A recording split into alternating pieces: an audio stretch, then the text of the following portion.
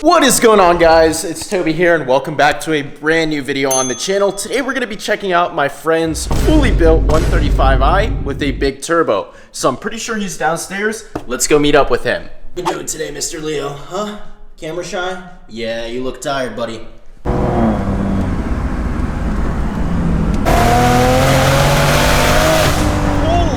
crap! Rowdy.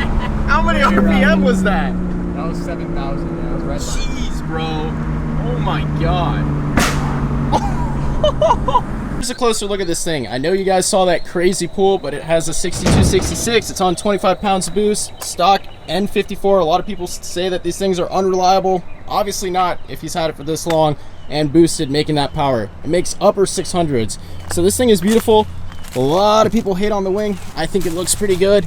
And that is not a wrap, actually. It's an individual color from a newer M4 competition series. So carbon fiber all over. Look at the inside with the accents, carbon fiber wheel, Brom racing seats. I think we need some pulls in this thing.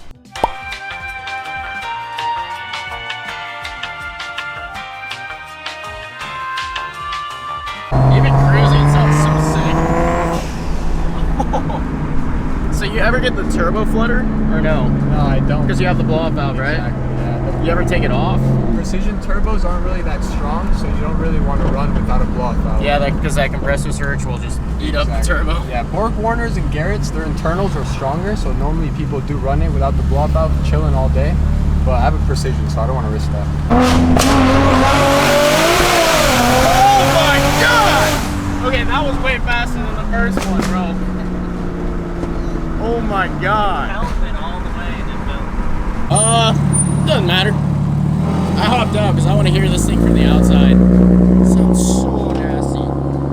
Also telling me that the car runs similar times to the Mustang, so we got to get a run in, but the difference is in weight. So that thing makes 600 something, I think higher 600, 670, 680. Sally makes 800 to the wheels, but since it's a manual and it weighs 3,800 as opposed to his car weighing 3,200 or 3,100, you see the weight difference there. They run similar times, and he's got that turbo, so he doesn't have as much parasitic loss as the supercharger, so it'd be a really good run. Let me know if you guys want to see a run between the two cars. Oh, look how nasty that thing looks.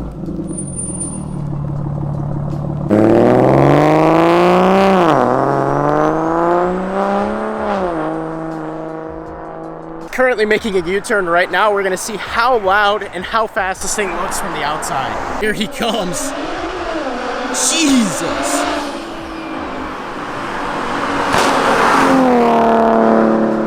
Yeah, that makes me want one of these so bad. It's pretty cool too. Got some classics out here as I'm standing on the side of the road. They didn't look happy at all. That sounded so sick, bro. Sounds good? Yeah, it sounds absolutely insane. Want to go for a ride in Sally? Let's do it. See your guys' reaction to the header dumps. Bro, I have a parasitic draw.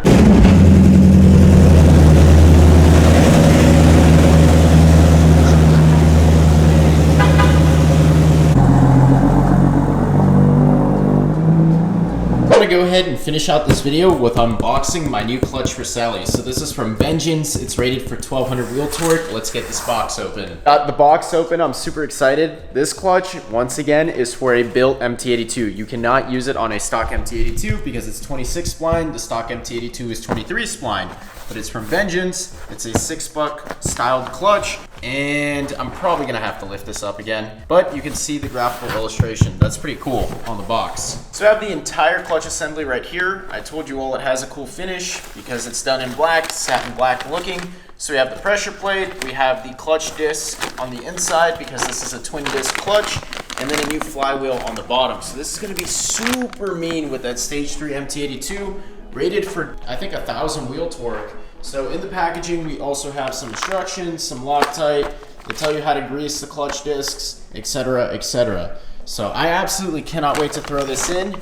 that is going to be something else with the Stage 3 MT82. As part of this video, I suppose we're also going to deconstruct the clutch for educational purposes so I can show you guys how it works and its working components. So to begin with, and like I previously mentioned, we have the flywheel on the bottom, we have the pressure plate right here, and then inside we have the discs. So let's disassemble it. And yes, I know using a drill as a electric ratchet is not a good idea, but I don't have any other tools with me right now, so we're just gonna use it to get all these Allen key sockets out of the clutch. So now that every single bolt for the pressure plate is off, we can just slide it on out. We have the pressure plate laid over here. This allows you to disengage and engage the clutch, or when you put your foot down and lift it up off the floor. So basically, in a single disc clutch, this allows you to take the frictional disc that usually has organic material on it, like this, and separate it from the back of the flywheel. The best way I honestly can describe it is this way. When you push your foot down on the clutch and push it all the way to the floor, you are lifting up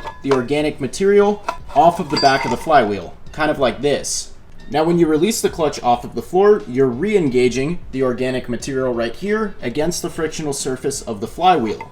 So one more time, you have your foot down, or you're getting ready to push in the clutch, you're pulling this apart on a single disc setup, and then when you release the clutch off the floor, it's going back down onto the frictional surface. Now I'm fully aware that I just explained how a single disc setup works while I have a twin disc, but I think the only key difference here is that the pressure plate pulls apart this frictional surface right here, an additional one, and this plate right here from the other plate, as opposed to only pulling apart one plate. Let's not call it a plate, let's call it the clutch disc. Also told you guys that this is called a 6-puck styled clutch, so you can count 1, 2, 3, 4, 5, 6. That's 6 pucks. This is a little bit different than a traditional clutch that is just a full circle. I'll include a picture on screen. That's what I currently have in Sally, a traditional looking clutch, not a puck style, and it does have springs in it.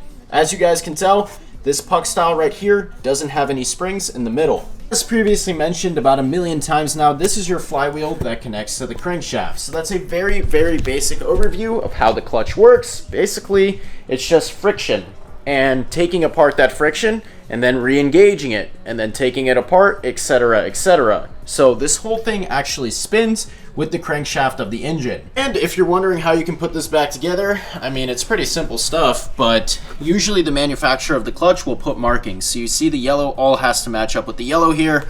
We're all set and ready to go to put the pressure plate back on, which also has a yellow marking, so you can just line it all up. That being said, I gotta go ahead and pop up this video tonight, so if you guys enjoyed this video, please remember to comment, like, and subscribe, and I'll see you in the next one.